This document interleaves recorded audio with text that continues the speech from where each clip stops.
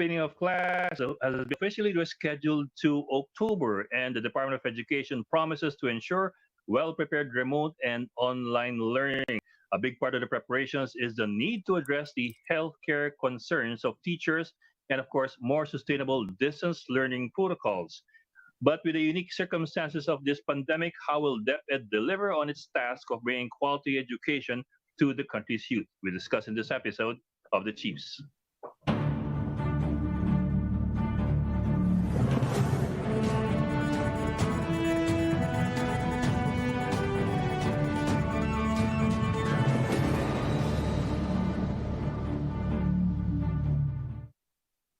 And welcome to this weekend edition of the Chiefs. With us right now are Ms. Lucy Cruz Valdez, the head of News 5, and coming online should be Ana Marie Pamintuan of the Philippine Star from the port area in Manila. And in a little bit, we will be having Robbie Lampay from the One News newsroom in Mandaluyong City. Ladies, good evening and happy weekend. Good evening. Hello, good evening. Mhm. Okay.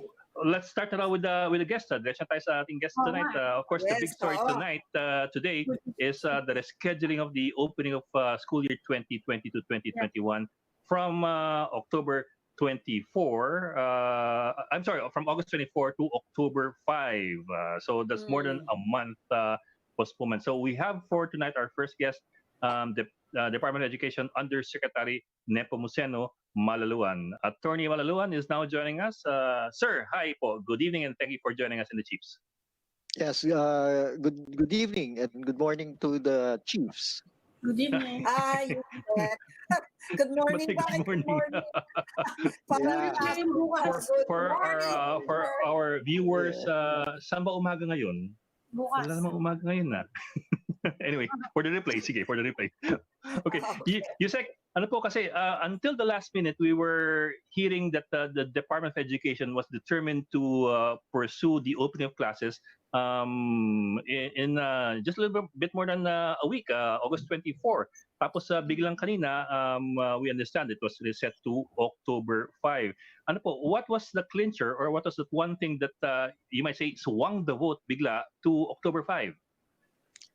No, actually, what triggered this was the imposition of the MECQ in quite a big area, a significant area, that's NCR and nearby provinces in Region 4A as well as Region 3, Bulacan.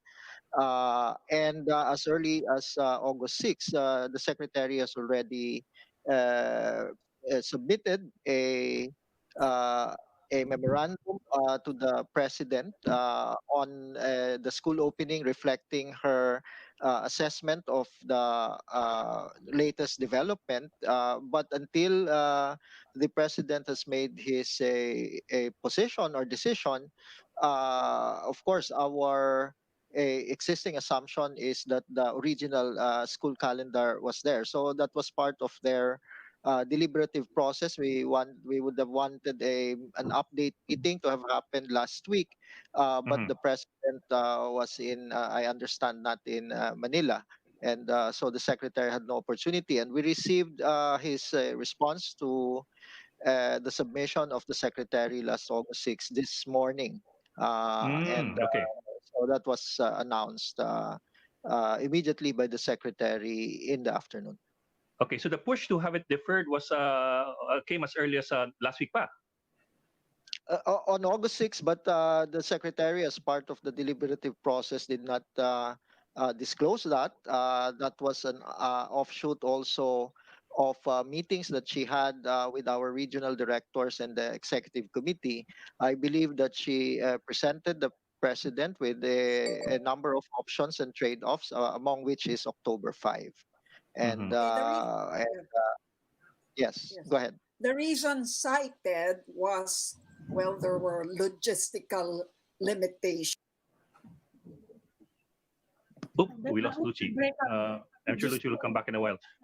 Well, Yusek, sundutan ko yan po. Kasi ang sabi kanina sa amin ng reporter namin na according to DepEd, ang specifically request nito is Region 4A, which is Calabarzon and NCR. Now, combined, that constitutes mga 6 million students, I think, which is around a quarter ata of the total student population. Ngayon po, I just found it interesting kasi NCR and Calabarzon, yung 4A, actually diyan nakasentro yung ano yung good telecoms, good public infrastructure, good transport infrastructure, and so on online. So I guess it's interesting na yun pa pala yung medyo problemado. Of course, it's also MECQ, pero one would have thought na mas mahihirapan yung Tawi-Tawi or yung mga ganun lugar like some parts of Caraga region. Well, because even in Metro Manila and Region 4A, even as you mentioned that the connectivity is highest here and probably the exposure to online modality is expected to be higher here. The reality is based on our learner enrollment and survey form. The households and the learners still prefer a big component, the modular learning through printed modules. In fact, many of our dry runs would show, even in Navotas and so on, mainly because the access to gadgets as well as the as connectivity is really per household basis in Metro Manila. And the technology might be there, but the household level access is not necessarily there, and that is what is hampered in MECQ. Under MECQ situation, we have to work on skeleton force, and so it's the printing of the modules, the organization of the printed modules into packets of learning resources, and then this will have to be picked up by the parents from the schools. Or for those parents who do not have a capacity to pick them up, they are being delivered. That's the result of the dry runs that we've had. And of course, our regional director in NCR and even in the Senate hearing has expressed that limitation in their mobility and logistic capacity is severely constrained in time of MECQ. In any case, Yusek, here we are. Nandito na tayo. We're now looking forward to October. What's the plan to make the most of this additional time? I mean, anong priority ngayon during this additional time, additional 1.5 months at least, to make the most and make that to have it at least give us the biggest difference? Well, the directive of the secretary is for those that are not on MECQ to already proceed with including the orientation of the learners as well as the advanced delivery of learning resources to the extent that they are already available. So that we are all systems go on October 5. Of course, there are gaps, and I think those that are lagging behind than the other divisions or even school level or regions might have found some relief in the a little over 1 month that we have extended the opening of classes. So we will take this opportunity to tie whatever loose ends there are. It just gives us a little breathing room, and especially, of course, NCR and Region 4A and parts of Region 3 as well. So uh, we will make the most of it, as you mentioned, and we hope that that will allow for much a smoother opening of classes, even as we say that it was really compelled by the circumstances in NCR. Because Yusek, yung mga napapansin ng mga tao in the run-up, what they were concerned about, and I think same concerns did with government logistics, operation systems, but the other thing also was content. Especially yung mga kumalat na mga mistakes, layering mistakes in the curricula, especially being broadcast. Pati ba yung content? Do we have time to fix that now? The TV and radio that is being worked out by technical working group on TV and radio, headed by Undersecretary Elaine Pascua as well as Undersecretary Diosdado San Antonio. So I certainly hope that they will be working to address the concerns. What I've heard is that the test broadcast focus on the technical aspect, but certainly the content uh, was there, and I hope that this technical working group addresses it. Yusek, we've been talking to teachers, no, and one of their biggest concerns na binanggit sa amin is their safety, their health safety actually. Na marami na daw sa kanilang nahahawa at saka gusto daw nila ng support. Gusto nila ng support, more support from the government to help them to prevent their infection. Ano po yung mga within this several weeks? Ano po yung binabalak nyo to improve protection for our teachers? We have issued the required health standards as well as the alternative work arrangements, and we have the system in place with our COVID-19 task force that has an expression at both the central office, regions, divisions, up to the school level. Through the what we have activated since February was our disaster risk reduction and management system and units, but augmented it with the health side because of the nature of this pandemic. And so there is also coordination with the local government units and as well as the Department of Health and local health personnel. So that is intact, but there are a number of issues that came out lately with respect to how much really is the department putting in as real resources to fund this system. We have a testing protocol that is in place. Of course, that has to include the matter of contact tracing, isolation, and so on. And so this month will give us time to further uh, improve such a system all the Yusek, way to the school level. excuse me, what they Yes, mentioned was their work. Kahit daw walang face-to-face, they have to meet with a lot of parents actually. Yun yung kanilang face-to-face. Yun yung kanilang worry. Ano, are you yeah, that's trying to correct. address this problem? Yeah, yes, that's correct. And if you see the dry runs, the health protocols under those face-to-face scenario are in place. The usual of checking of temperatures, wearing of the face mask, and even face shield, the social distancing that happened there. But of course, any exposure, whether with all that safety requirement. Is no guarantee that there will be no exposure. So we also have a testing protocol that is associated with, in other words, indicated by either a symptom or exposure to a known COVID positive. So those are there, but I think the 1 week can be utilized for further discussion with them and checking all the systems at the ground level to make sure that any such eventuality will receive the commensurate and appropriate support from the department. Okay, Yusek, briefly lang, no? Paano yung 4 million na hindi naka-enroll? Are you going to give them a chance to enroll given that you have more time now? Second question lang, when will this school year end if it begins on October 5?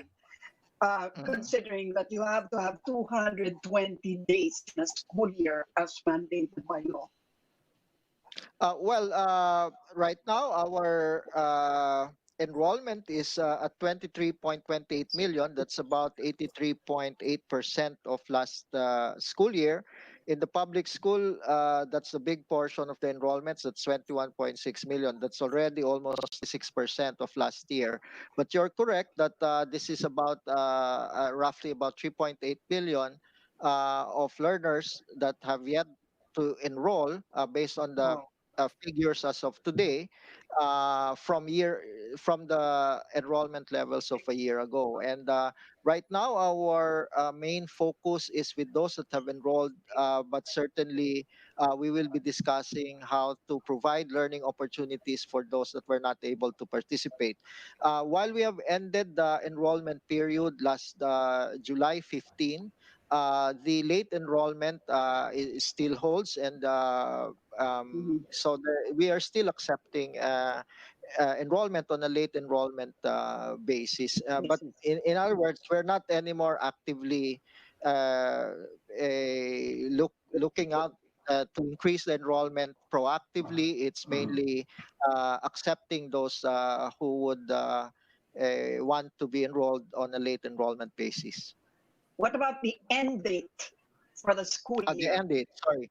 Yes. Well, the end date, it will have to adjust accordingly, which will, right now, our last day of classes, if I recall correctly, is about April 30. So with the extension of a little over a month, so that will also adjust accordingly. We hope that we can accommodate, if things normalize by the next school year without having to make the necessary extent. In other words, major change in the beginning of the school year next year, so that we don't reach the election period for Right. the next school year. Yes. Yes. Okay. But All right. certainly we will adjust, and we have already directed our curriculum and instruction to submit the adjusted school calendar for the consideration of the secretary. Okay. All right. Okay, Education Undersecretary Nepomuceno Malaluan. Sir, thank you again for joining us tonight. Thank you. Salamat, Yes, sir. thank you Salamat also. po. Thank you very much. We will just pause for a break, so please stay with us.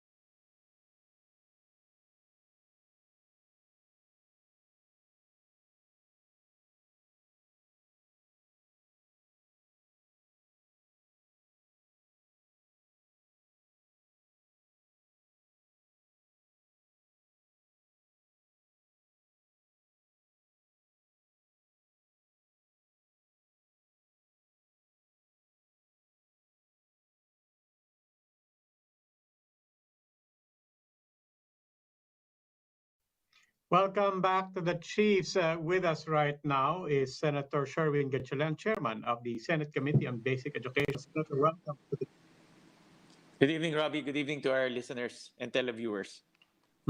Senator, notwithstanding this postponement of opening of classes, marami ng trepidations and concerns and anxiety, yung parents, yung students, yung teachers. Notwithstanding this postponement, what are the big themes for you in terms of gaps and things that keep you up at night with regards to the opening of school? Okay. The most important thing for me is the welfare of our teachers and non-teaching staff. If you go through the process of executing this distance learning, and considering that less than 40% of our students have some form of access to internet, we have no other choice but to go through with the self-learning modules. And the self-learning modules, if you narrow down step by step how you execute the self-learning module, you will engage the parents to ask them to come to the school and get the modules, or instruct the teachers and non-teaching staff to deliver the modules house to house. Hmm. And one of the things that I've stressed in our hearing is the welfare of our teachers and non-teaching staff, because they will be mobilized to deliver the modules house to house, child to child, and we have to make sure that their welfare is covered. We have the assurance that we can test them, we can treat them, and need be, we can help their families in case of an infection will happen. So what is important here is the security of our teachers and non-teaching staff when an infection will happen. Yeah, sir, I mean, representatives nga ng public school teachers over the past week, they were guests here. They were expressing exactly that. They were saying they're vulnerable. At the same time, they might become vectors for transferring the virus from house to house. But so the assumption here, if we're hearing you right, is you're acknowledging na wala yung guarantees, yung safeties and security guarantees na yon. This delay, does it move enough room to work on that by October? In the hearing and also the answers of DepEd, I can vaguely, the answers are very vague, no? In terms of the assurance that we are giving our teachers. Robbie, in executing distance learning and in delivering these modules, it's like it's like going to war, no? And our teachers are the frontliners. And in any war, we have to assure that our frontliners are well taken care of if they get hurt, if they get infected, and we have the capacity and the capability to treat them. I received some vague answers from DepEd that they do have some form of assistance for our teachers, but we need security. We need to make sure that these are in place so we boost the confidence of our teachers. And when they go out and distribute the modules, they have the confidence that if anything happens to them, government will take care of them until the very end. So Pero thank Senator, when we were talking to the public school teachers, their concerns were even more basic, as basic as ano eh, baka mamaya pati ang bond paper silang maglalabas ng pera. Ang reproduction ng modules, sila rin na magre-reproduce daw. Now, we asked USEC San Antonio ng DepEd in that same episode just 2 or 3 days ago about these concerns. Ang sabi niya, and this is what he told us, USEC ng DepEd. Ang sabi niya, we have Brigada Eskwela, so we will get stakeholders. Hindi naman siya hindi pipilitin mga teachers to reproduce. Pero also they're factoring in na we only need 1/4 of the actual number of students in terms of modules, and they'll just share it around. In other words, they only need 25% of the needed modules. That cannot Sharing. That cannot be. This module is called self-learning module, meaning you give it to the child, and with the instructions in the modules, hopefully he will learn by himself.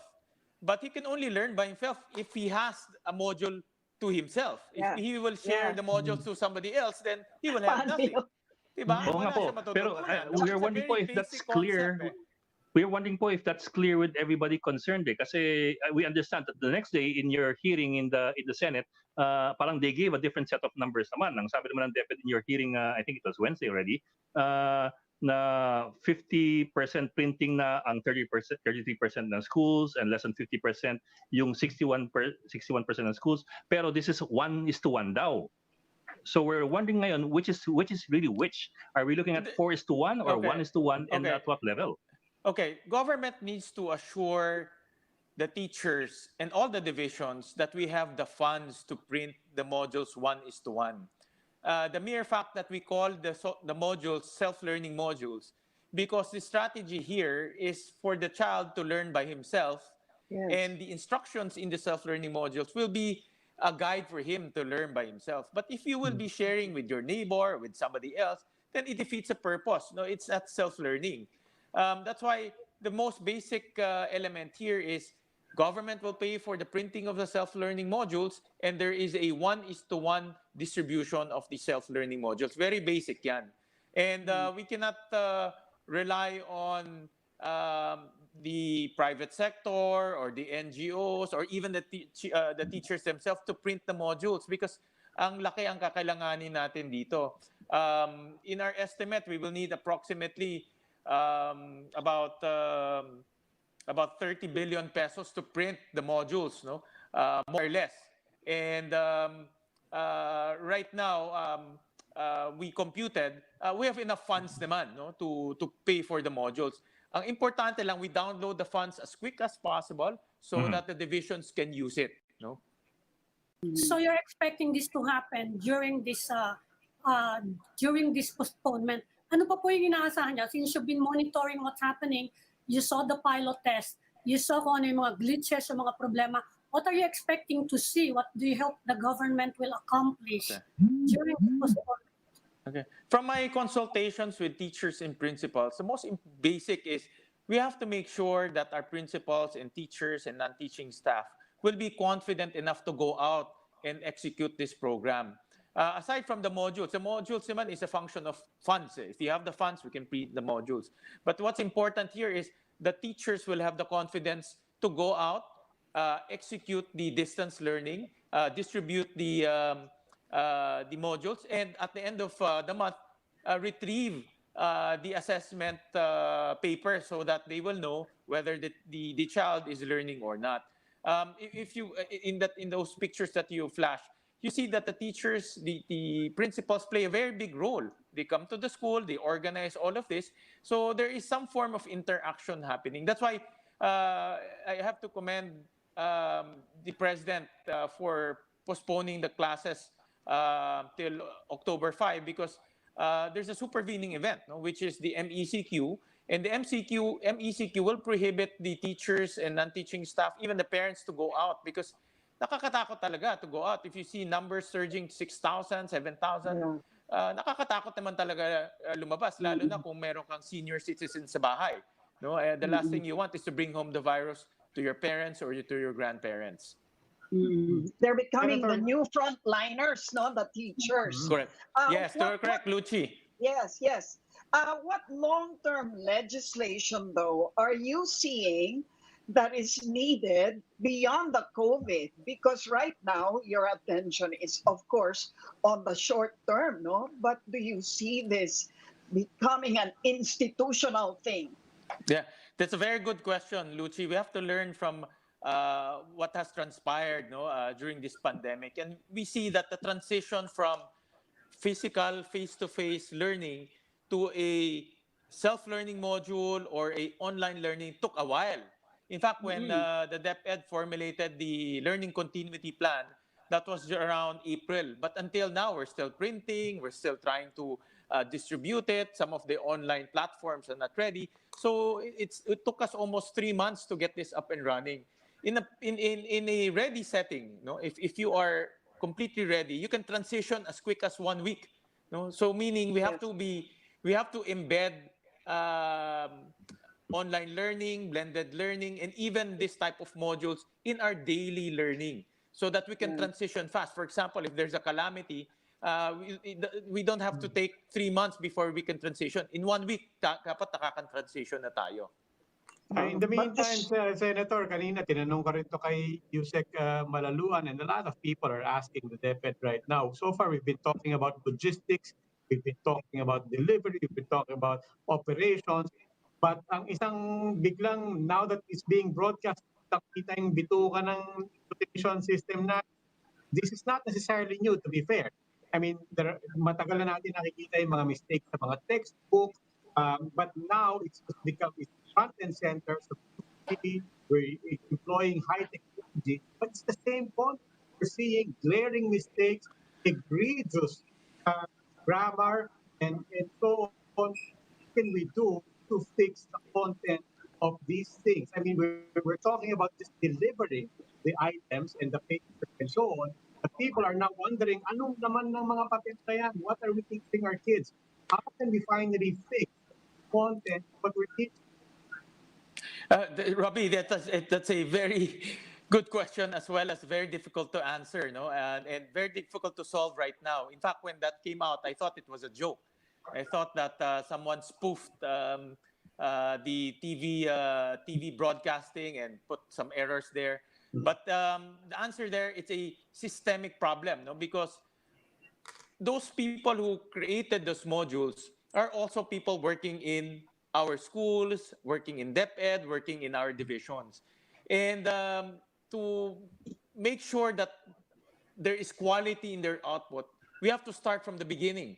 Meaning, sa college pa lang where they are being trained, the curriculum design, the quality of the training in college has to be very, very rigorous so that when our teachers graduate, they have that skill or at least the talent to make all of these things and avoid mistakes that can happen in the future. So it's a systemic problem, meaning we have to look at our tertiary education, our teacher education institution, all the way to in-service training, our teachers being trained while they're teaching. The whole system should be looked at because I really believe that we have to start from the basic, make sure that they're being trained in college well, so that when they are now assigned to do all of these things, they will not make mistakes, or the mistakes are not as serious as what we are seeing right now. Well, I asked because, like I said, not to be fair to this administration, actually, all of these things na akala natin nagbibiro lang, yung pala totoo, matagal na natin nakikita. I mean, there have been pictures of textbooks and so on. But one of the things that people fear, that I heard, is that it's also a problem of, in terms of fixing the system, it's a problem of corruption and transparency in the system. It's the same suppliers, supposedly, it's the same suppliers na kampante na kahit hindi or kahit hindi, they know that they will be supplying and getting. I don't know if that's true. So my basic question is, what about the system of supplying content and supplying our textbooks? Yan po ba ayos na, or is that still a problem? Is we saw The instructional symptomatic of that materials. same problem? Yeah. Okay, I know that crops up quite often, no? And we actually took a look at that also, and we inquired from DepEd about that. And the basic answer is there are errors in our textbook and our teaching materials.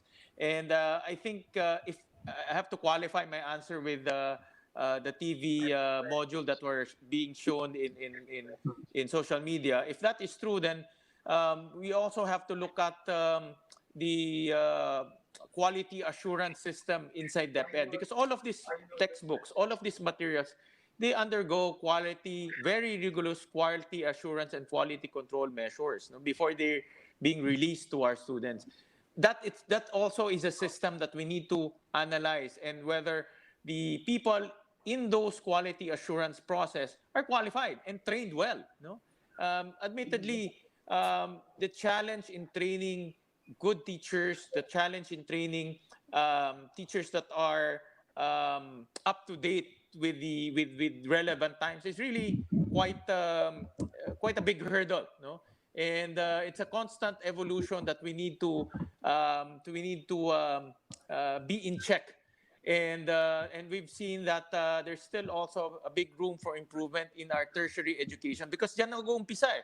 If you train good teachers in tertiary education, if the curriculum is well designed in tertiary education, by the time they enter basic education, we won't have all of these problems with quality, with grammatical errors, and all of that. All right. Okay. Senator Sherwin Gatchalian, maraming salamat po for joining us. Thank you guys. Salamat, Thank you. sir. Thank Thank you. Okay, we need to take another break. Please stay with us. The Chiefs will be right back.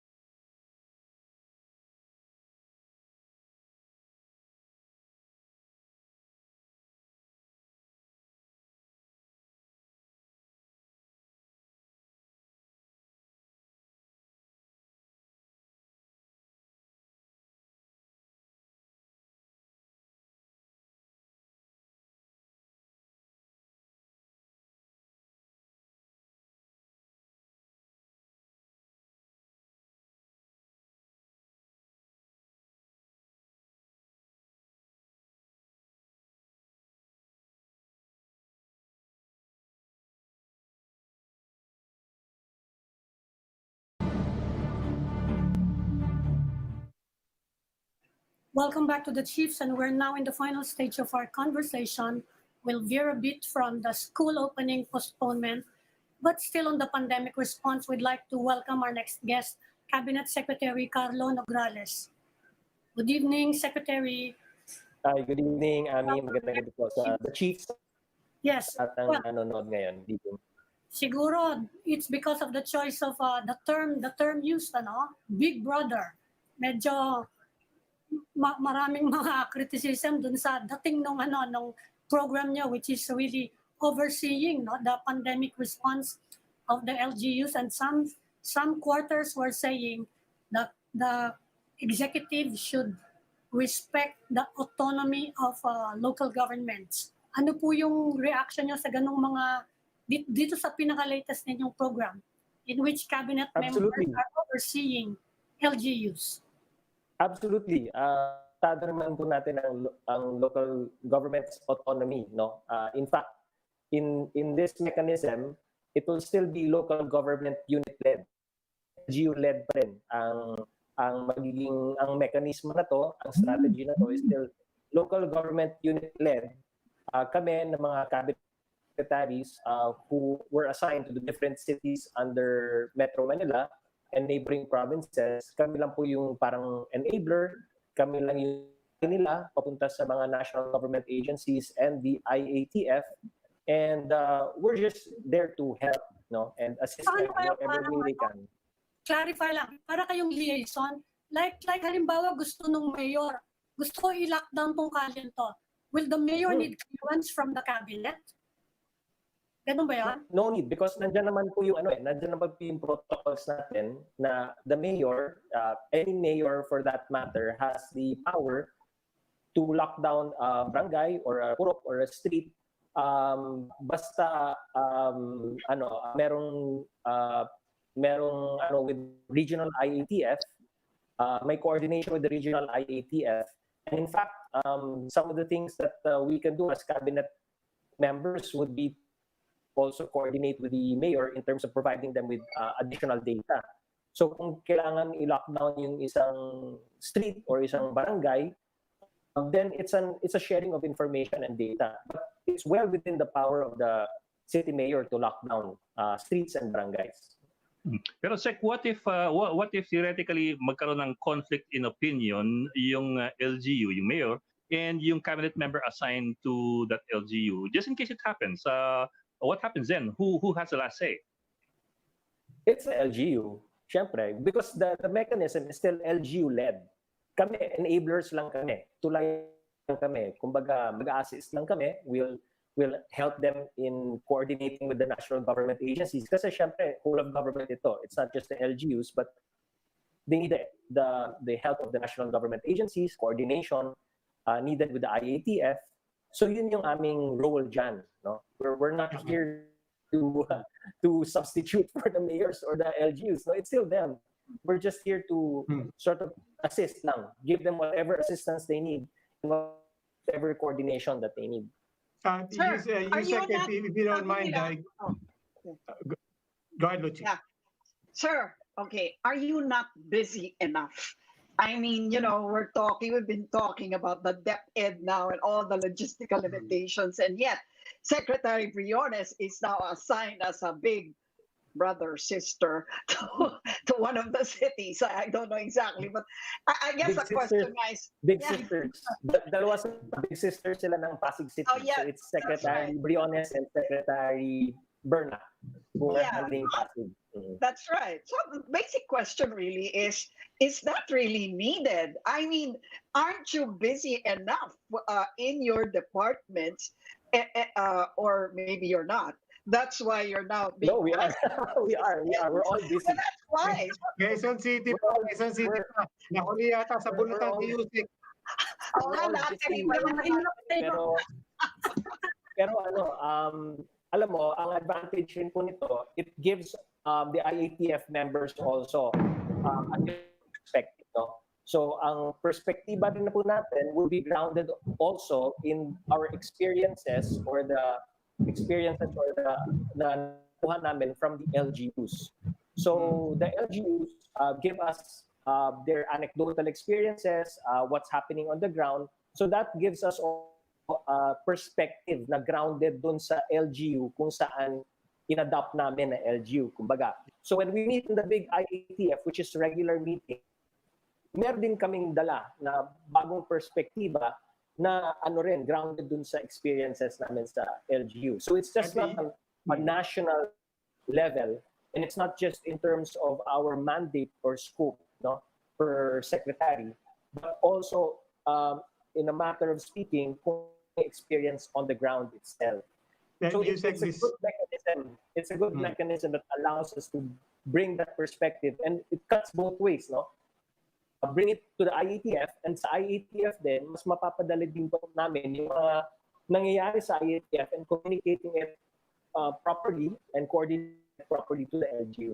Yusek, I think people can hear the good in this mechanism. As you said, this dynamic now between national government and local governments. You can facilitate now giving data, and you have on the ground insights on what's happening in reality. But it also begs the question of, then how was this working before this was done? I mean, we're already in our 5th month. And so it begs the question of, wait, we didn't, how was the information sharing between national government and local government, and how are the insights of local governments filtering upwards to the national government prior to this mechanism now being put in place? The usual process would be, for instance, sa Metro Manila, diba? Ang mechanism natin is MMDA. So MMDA, si Danny Lin sits in the IAT. So he would give us the perspective of the Metro Manila mayors.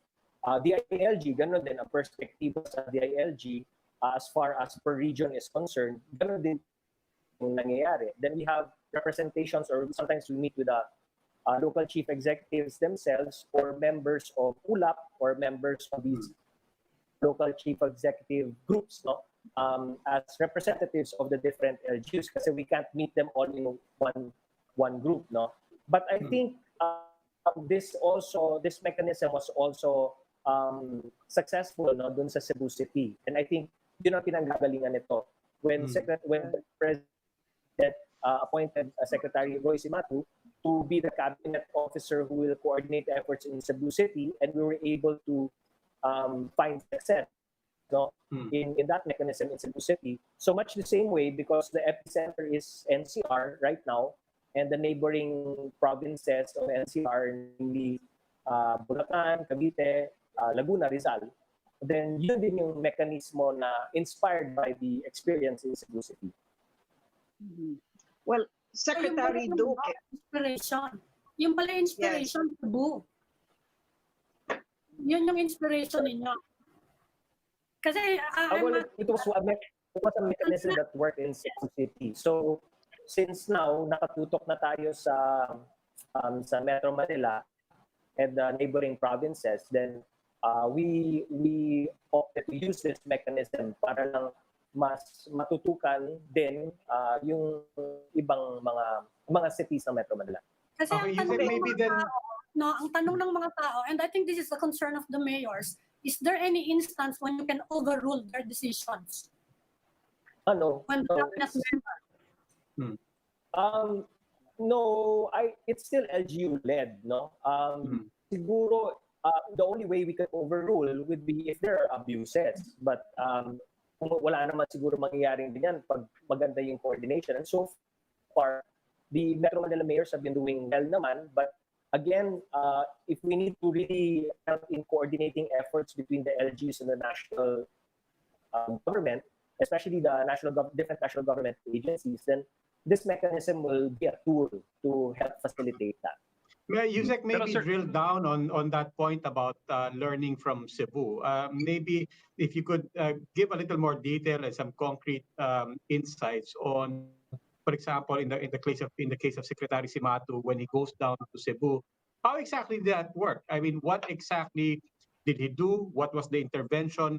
What was the takeaway for him that is being shared with you in terms of how to deal with local governments on a day-to-day basis? How do you see yourself working starting tomorrow, for example, in coordinating with Quezon City? Actually, we started the preliminary coordination with Quezon City. So what happened, nag-present po kami ng mga, so I met with Mayor Joy, and I was endorsed for her team, her core team, and then preliminary discussion. So part of the preliminary discussion was ano yung magiging role namin as cabinet secretary, and then we presented some data coming from the IATF, from our dashboards, and then we kind of opened up the floor to ask for what sort of help they need from the national government agencies. So they gave a list of things that they need in terms of data, in terms of support for the laboratory that we want to open, in terms of trying to find how we can up or increase the health capacities ng mga private and public hospitals, how to ensure that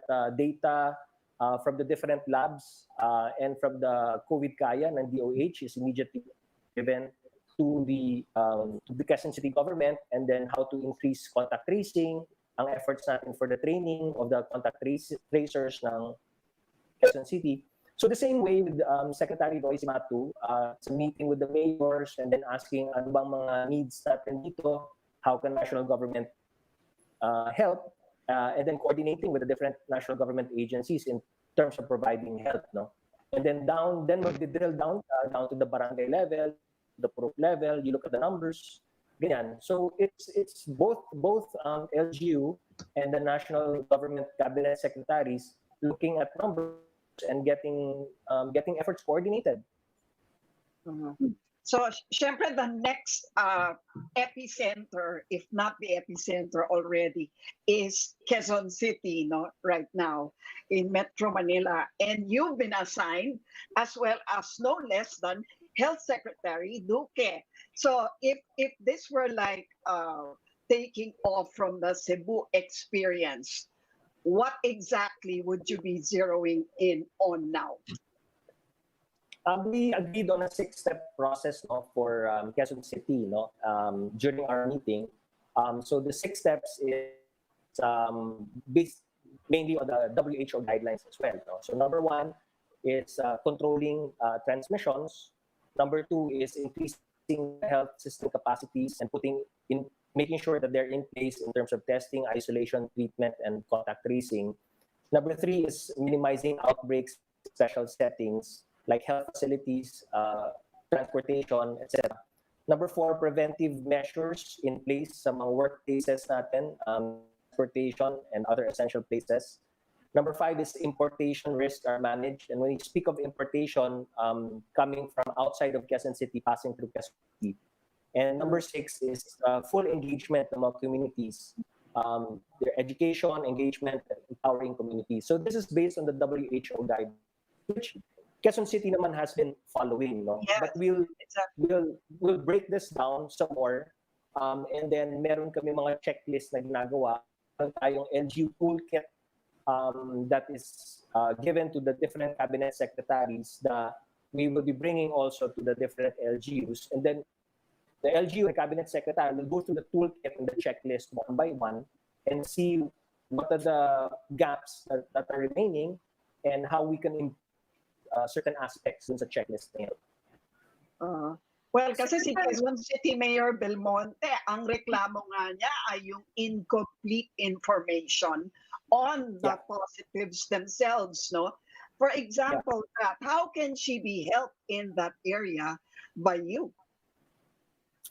So what we're looking at right now is how to ensure na yung data is immediately given, no, to Mayor Joy and the Quezon City team in terms of those who are swab, those who test positive, no? So from pa lang, kailangan mabigay na agad natin yung mga pangalan, complete address, and phone number na mga those who were swab, whatever laboratory it is, basta Quezon City resident siya, dapat agad ma-deliver yung details na yan sa Quezon City government.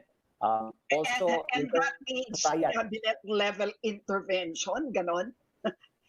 I mean, Well, it will something like help. that. Actually, it will help, no? It will help kasi kung cabinet secretary level na ang nakikiusap sa mga private entities, or maybe if it's somebody cabinet level who are now prodding and kind of trying to coordinate efforts, then it will help.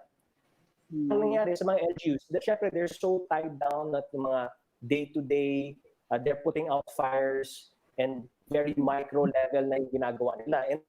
And that's really the LGU's life, no? So it will help kung merong taga-national na, anong kailangan ninyo, o ganito, yung data kulang, ganyan. And doon na kami na yung hanap ng paraan para to sort of facilitate those needs. Secretary, sino ba talaga yung dapat na lead role sa contact tracing? Kasi sabi ng ibang mayors, it should be DOH. Sabi ng DOH, Yusek Brere kagabi, it really should be the LGU. Sino ba talaga? Well, it's DILG and the LGU. No, that has been a discussion already in the IATF. And as far as contact tracing efforts are concerned, it's really coordination between DILG and LGU. And then dapat ma-share lang yung data. So it's really a data sharing mechanism that has to be enhanced, no? Like, for instance, like I said, sa swabbing pa lang, dapat, in fact, some people say sa triage pa lang. So sa triage pa lang or sa swabbing pa lang, dapat mabigay na yung pangalan, address, and telephone number sa local government unit. So in this case, Quezon City. Para ma-anticipate nila na ito nagpa-swab. So abangan na lang natin yung result niyan, but habang inaabangan natin ang result niyan, which might come 1 day, 2 days, 3 days after, dapat alerted na yung Quezon City para ma-contact trace na yung mga possible close contacts ng pasyente na nagpa-swab. Para kung positive man yun, at least nandun na nagawa na yung trabaho na yun. That will speed up the process, and we will, hopefully, right now nga, ang direct ng IETF is sa swabbing pa lang, sa probable and suspected pa lang, dapat ma-isolate na natin from the community. So it will really work. We discussed in the IETF kanina that mechanism na dapat ang isolation should come in sa swabbing pa lang mismo para to make sure that the whole population in that community is protected from a possible, probable, or suspected COVID-19 patient. So again, that would need very good coordination with the LGUs. No? So ganito, may decision ng IETF, how do we bring it, drill it down to the LGUs? Kami po yung, parang kami yung magiging tulay, and vice versa. Kung may concern din ng LGU, iakyat namin sa IETF. Yun yung maging mechanism po natin. Okay. Cabinet Secretary Carlo Nograles, maraming salamat po and good luck. Thank you, sir. Sa Quezon City. Thank you, sir. Thank you. Thank you very much. We're po sa lahat. Thank you. Okay. Kayong dalawa ba, kasama ba kayo sa special concerns lockdowns? Kayong dalawang taga Quezon City? Ito, yung barangay niyan. Hindi, barangay Tandang Sora, I think is also included. So, Ruby, kasama ka doon. Naipit ako. I mean, Kulyat, tsaka Tandang Sora, wala akong tatakbuhan. Kaya nga, no less than Secretary Duque eh. Okay, anyway, teka muna, we're preparing for the weekend, pero bago kayo umalis for the weekend, bibigyan ko kayo something to do tomorrow bago tayo magtapos for tonight. Weekend. Meron po akong flagging. Pero hindi pa Ano to, segue? Segue king ka na ngayon, para po dito, di ba? Robert, naghahanap kayo ng kwentuhang Korean. Mag-e-enjoy lang kayo, Dax. Mag-e-enjoy lang kayo. Pero yung guest niya, umiiyak. Yun. Bukas, alas 9 ng gabi sa Kapatid Network, usapang real life with the original Chief Luchi Cruz Valdez. Let's have a sneak peek.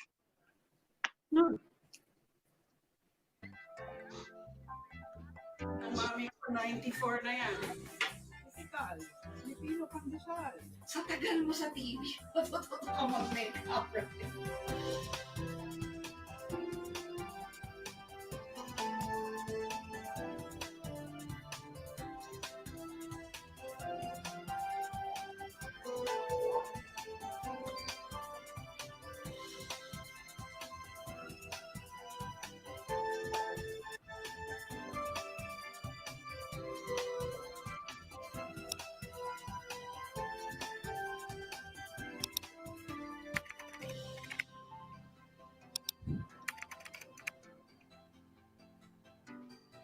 Wow. Akala ko may sneak peek ng guest. Maganda kayo, ha? Isa-isahin ko kayo. Yung usapang real life, ha? Wala Yes, bukas. Akala ko yung sneak peek yung guest eh.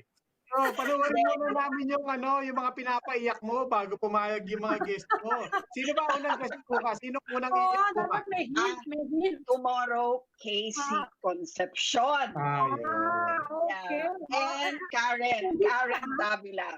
Yeah. Yan. TV5 to, no? TV5. Nasa TV5 to. Yeah. But I think it will also come out in colors sa signal. Yeah. Akala ko it will also come out on Channel 2 eh. Si Karen kasi. But that's I mean, in fairness, that's unusual kasi most of the time, most channels will not guest somebody from another channel, especially somebody who is a personality. Nagbabago na ang mundo. Okay. May scoop ba to? May scoop ba to? May scoop. Normal na. Okay. Panoorin ang yun. Sige. Baka susunod yan. Meron ng, excuse me po. Si Michael Enriquez. Okay. Pwede. We look forward to it tomorrow. Yeah. Sana natin yung weekend po. Okay. Sige, weekend tayo. Yeah, that will be all for the special weekend edition of the Chiefs. We hope others discuss or will keep the conversation going. I'm Edwin Gaupan News. I'm Mami Pamintuan of the Philippine Star. I'm Lucy Cruz Valdez of News 5. I'm Robbie Alampay and we are One News.